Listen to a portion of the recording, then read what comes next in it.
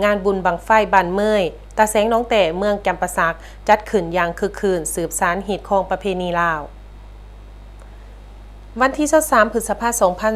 2026บรรยากาศงานบุญบังไฟประจำปีที่บ้านเมยเป็นไปอย่างคึกคืนและเต็มไปด้วยความม่วนซื่นโดยมีประชาชนภายในบ้านและบ้านใกล้เคียงเข้าร่วมอย่างล้นหลายเพื่ออนุรักษ์และสืบสานหีดของประเพณีอันดีงามของชาวลาวภายในงานมีขบวนแห่บังไฟที่ตกแต่งอย่างสวยงามพร้อมด้วยการฟ้อนรำและการแสดงศิลปะพื้นเมืองสร้างความประทับใจให้แก่ผู้ร่วมงานนอกจากนั้นยังมีการแข่งขันจูดบังไฟเพื่อขอฝนตามความเชื่อดั้งเดิมซึ่งเป็นส่วนหนึ่งของวิถีชีวิตและวัฒนธรรมลาวมาแต่โบราณ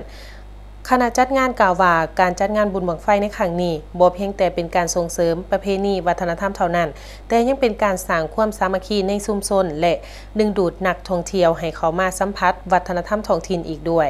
งานบุญบั้งไฟถือเป็นประเพณีสำคัญของชาวลาวที่จัดขึ้นในช่วงก่อนเข้าฤดูฝนเพื่อขอให้ฝนตกตามฤดูกาลและให้พืชผลทางกสิกรรมอุดมสมบูรณ์